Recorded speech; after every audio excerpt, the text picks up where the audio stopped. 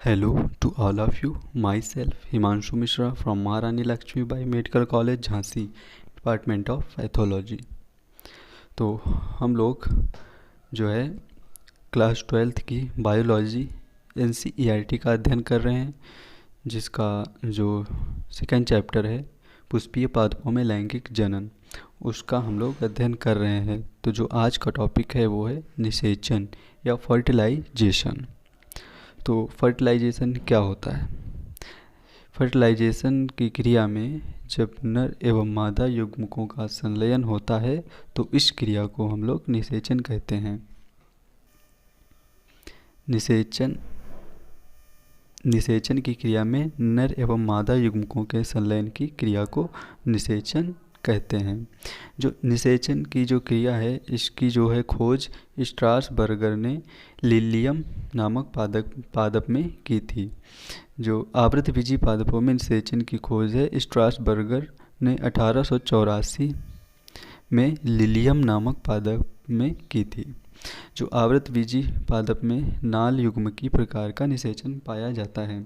जो आवृतबीजी पादप होते हैं उसमें साइफेनो गैमी या नाल युग्मकी प्रकार का निषेचन पाया जाता है। जो नाल युग्मकी निषेचन होता है, इसमें जो परागकण होता है वो अंकुरित हो करके पराग नलिका बनाता है और वही उसी पराग नलिका के द्वारा ही जो है नर युग्मक को मादा युग्मक के पास पहुंचता है। तो जो आवृतबीजी पादपों में नाल युग्मकी प्रकार का निषेचन पाया जाता है, जिसमें नर युग्मक मादा युग्मक के पास पराग नली के द्वारा पहुंचता है। जो निषेचन की क्रिया जो है वो निम्नलिखित प्रकार से पूरी होती है।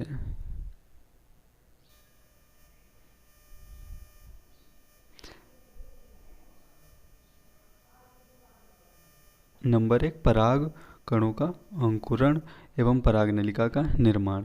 जो निषेचन की प्रक्रिया का प्रारंभ जो है वो पराग कणों का अंकुरण से या पराग नलिका के निर्माण से शुरू होता है। तो जैसे कि ही परागकण वर्तिकाग्र की सतह पर पहुंचते हैं तो वे वर्तिकाग्र पर उपस्थित शर्करा आदि तरल पदार्थों का अवशोषित कर फूल जाते हैं। जो परागकण होते हैं वो जब वर्तिकाग्र की सतह पर पहुंचते हैं तो वर्तिकाग्र पर जो शर्करा या कोई तरल पदार्थ जो उपस्थित होते हैं उसको अवशोषित कर लेते हैं और अवशोषित हो करके वो परागकण जो है वो फूल जाते हैं।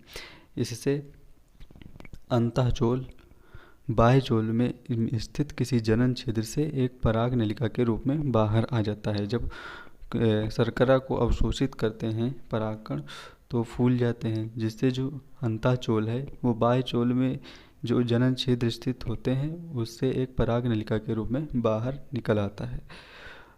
एक पराग कण से एक ही पराग निकलती है। जो ज़्यादातर जो पादप होते हैं उनके जो पराग कण होते हैं उसमें एक पराग कण से केवल एक ही पराग नलिका निकलती है, परंतु कुछ जैसे कि मालवेशी कुकुरबिटेसी के जो पादप होते हैं उसमें पराग कण से अनेक पराग नलिकाएँ भी निकलती हैं।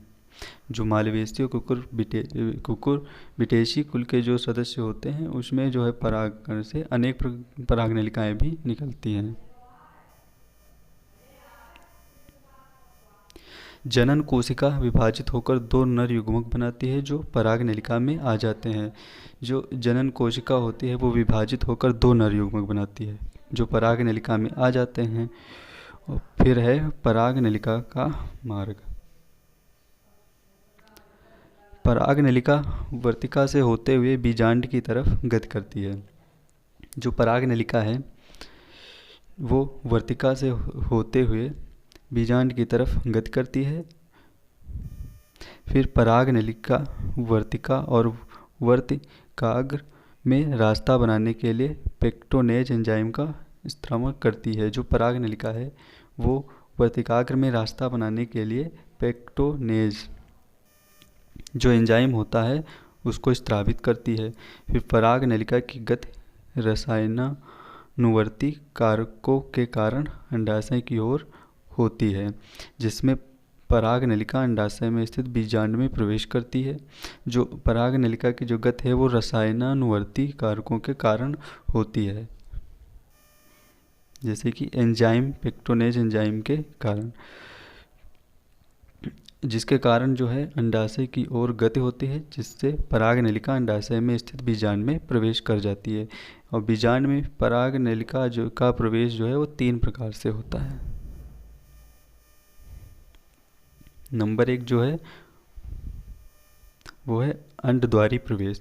जो पराग नलिका जब बीजांड द्वार से प्रवेश करती है तो उसे हम लोग अंडद्वारी प्रवेश कहते हैं। जब जो पराग नलिका है जब वो बीजांड द्वार से प्रवेश करती है तो उसे अंडद्वारी प्रवेश कहते हैं।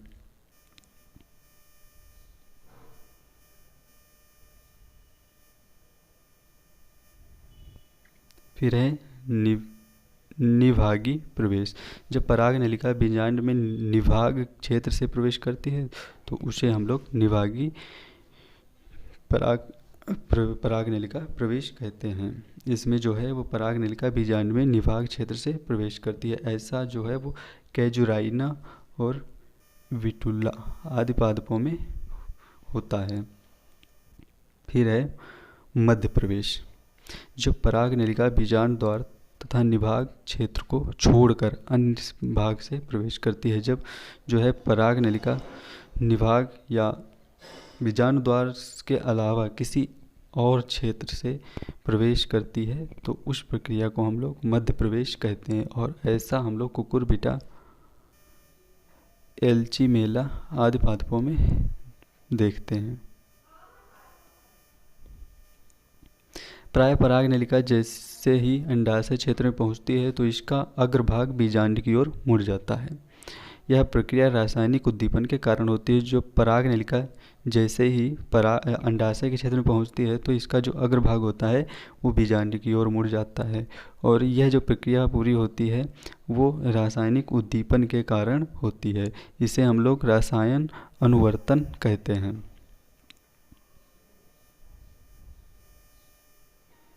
फिर है पराग नलिका का भ्रूण कोश में प्रवेश।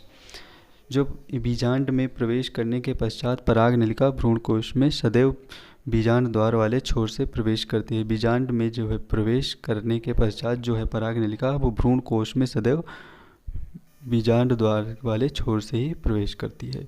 जो पराग नलिका सहायक कोशिकाओं में उपस्थित तंतुमय समुच्चय के शीर्ष से प्रवेश करती हुई भ्रूण कोश के मध्य भाग तक पहुंचकर अपने अग्र सिरे से फट जाती है।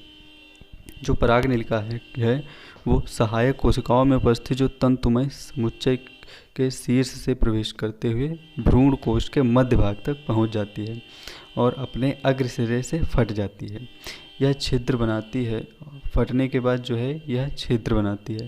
परिणाम स्वरूप जो है दोनों नर युग्मक मुक्त हो जाते हैं। जब ये जो है पराग नलिका भ्रूण कोश के मध्य भाग में पहुंचकर अग्र सिरे से फट जाती है तो ये एक छिद्र बनाती है, जिसके फलस्वरूप जो है नर युग्मक स्वतंत्र हो जाते हैं।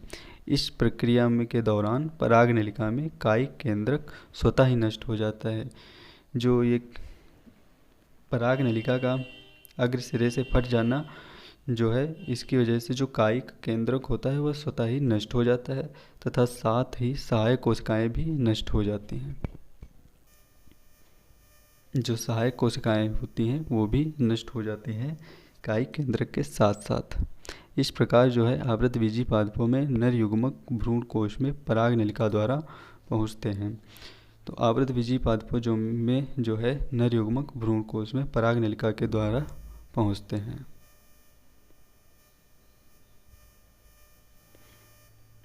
अब जो टॉपिक है वो है द्विनिषेचन या दोहरा निषेचन, डबल फर्टिलाइजेशन।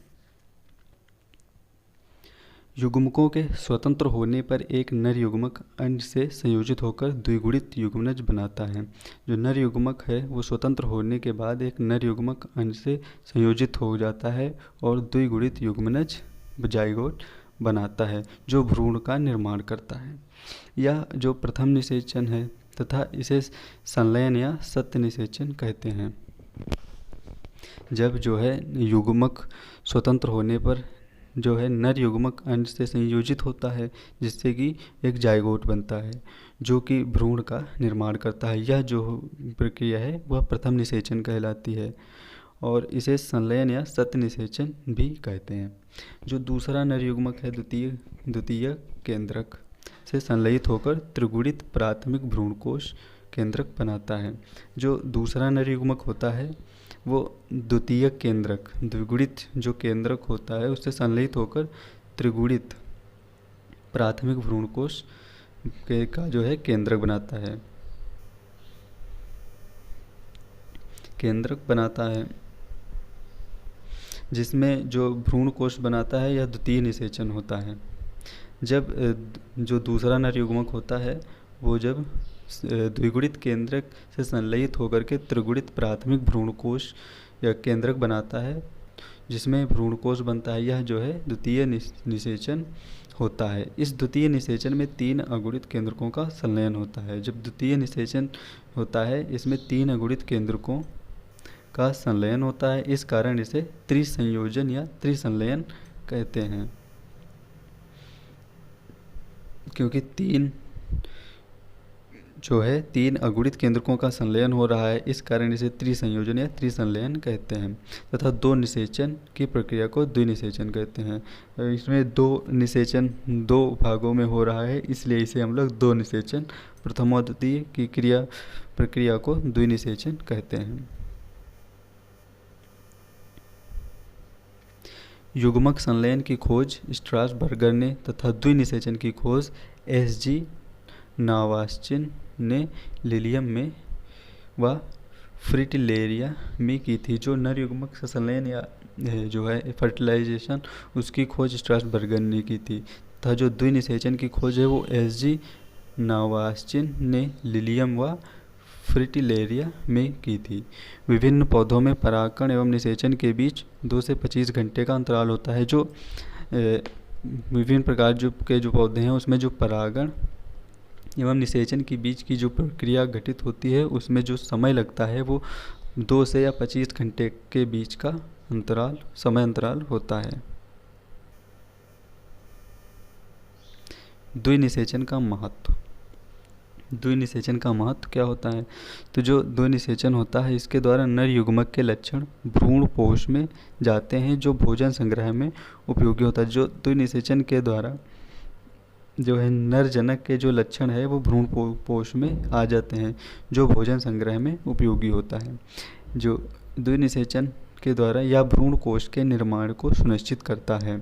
इसका निर्माण भ्रूण निर्माण प्रारंभ होने के बाद शुरू होता है। जो द्विनिषेचन है या भ्रूणकोश के निर्माण को सुनिश्चित करता है, इसका जो निर्माण है वो भ्रूण निर्माण प्रारंभ होने के बाद शुरू हो जाता है। जो कायिक निषेचन या त्रिसंयोजन भ्रूणपोष में वृद्धि और निर्माण के लिए उद्दीपन प्रदान करता है। कायिक निषेचन या त्रिसंलयन जो है वो भ्रूणपोष में वृद्धि और निर्माण करने के लिए उद्दीपन प्रदान करता है। तो जो आज का टॉपिक है वो आज हम लोग यहीं पे समाप्त करते हैं और अब आगे का हम लोग नेक्स्ट वीडियो में पढ़ेंगे। तब तक के लिए इसे देखें, समझें और अगर मेरे चैनल को सब्सक्राइब नहीं किया है तो उसे सब्सक्राइब करें, लाइक करें, शेयर करें और हो सके तो अगर कुछ क्वेश्चन हो तो वो कमेंट बॉक्स में बता सकते हैं। तो तब तक के लिए धन्यवाद।